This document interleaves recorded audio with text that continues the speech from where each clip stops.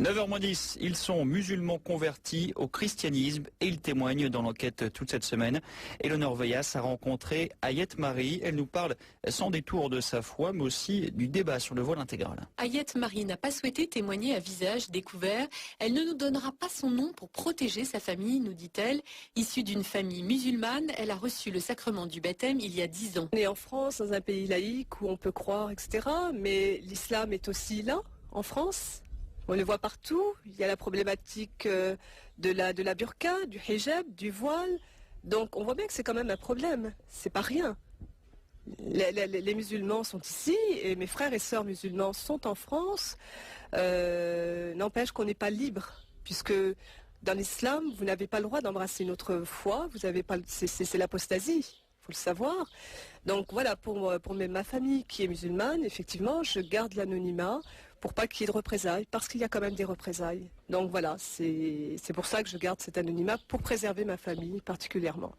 S'il n'y avait pas ce problème de la famille, de leur sécurité, je donnerais volontiers mon nom parce que je crois au Christ et que c'est lui le Tout-Puissant. Un constat qui, on le sent, la révolte, tout comme le débat sur la burqa. Il faut savoir que dans le Coran, on ne parle pas de la burqa. Le prophète ne parlait pas de la burqa.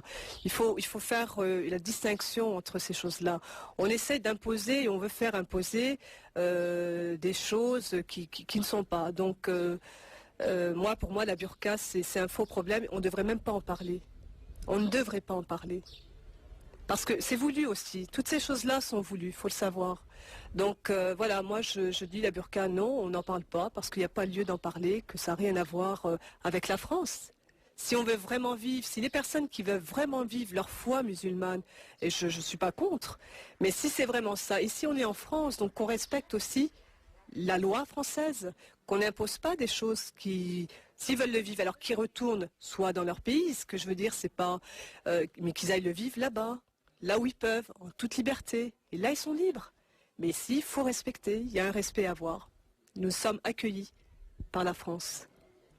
On n'a pas à imposer des choses, voilà, surtout quand on est accueillis. Donc quelque part, pour vous, il n'y a même pas question de savoir s'il faut faire une loi ou pas. Faire une loi, mais c'est stupide. C'est complètement stupide de faire une loi. Pourquoi? Non, il n'y a pas à faire de loi. On est en France, qu'on applique la loi, la règle française, et puis tout simplement, et on s'y plie. C'est avec courage qu'Ayette Marie a choisi, contre l'avis de sa famille, d'embrasser la foi catholique.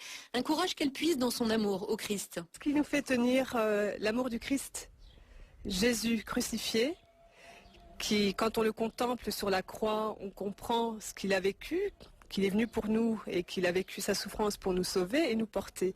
Donc Jésus le dit lui-même, hein, venez à moi, vous tous qui ployez sous le fardeau. Hein. Donc il porte pour nous. Donc moi je suis complètement attachée à la personne du Christ.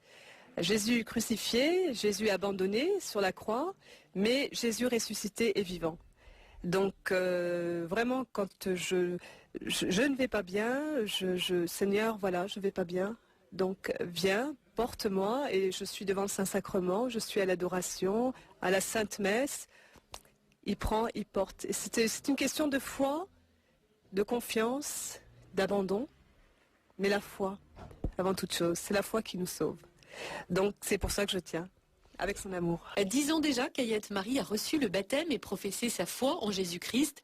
Aujourd'hui, elle veut accompagner ses frères musulmans qui veulent eux aussi se convertir au christianisme. Et suite de cette enquête, bien sûr, demain matin à la même heure.